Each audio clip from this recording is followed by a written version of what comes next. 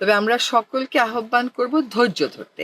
এখন যখন দেশ গড়ার সময়, তখন যদি আমরা দেশ না গড়ে এরকম সহিংসতা সংঘর্ষে জড়িয়ে পড়ি, সেটা কারোর জন্যই শুভ হবে না। দেশে যে ফ্যাসিজম চলে গেল, গণতন্ত্রের পথে যাত্রার একটা সুযোগ তৈরি হলো। এই জন্য শিক্ষার্থীদেরকে আমরা সবসময় অভিবাদন জানাই।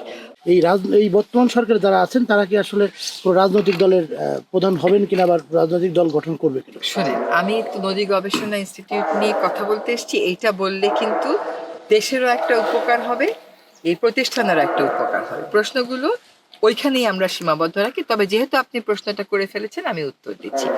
একটা হচ্ছে যে এইটা নিয়ে কতগুলো সরকারি সংস্থা কাজ করছে, তারা আসলে খুঁজে বের করবে যেটা আসলে উস্কানিমূলক ছিল কিনা, এইটা মিটিগেট করার আর কোনো উপায় ছিল কিনা, এত বড় সংঘাতে যাওয়ার প্রয়োজন ছিল কিনা। তবে আমরা সকলকে আহ্বান করব ধৈর্য ধরতে।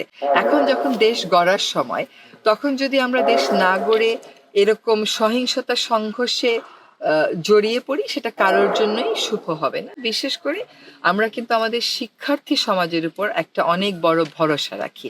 দেশে যে ফ্যাসিজম চলে গেল, গণতন্ত্রের পথে যাত্রার একটা সুযোগ তৈরি হলো। এই জন্য শিক্ষার্থীদেরকে আমরা সবসময় অভিবাদন জানাই।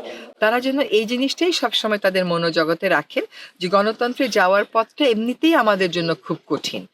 তারপরে আমরা যখন যাত্রাটা শুরু করলাম, কোনো অসহিষ্ণু আচরণ রেনের জন্য যেন সেটা বাধাগ্রস্ত না হয়। একটা যে সকলকেই ধৈর্য ধরতে হবে, কারণ সকল বিবাদের, সকল বিরোধেরই শান্তিপূর্ণ সমাধানের পথ তো রয়েছে।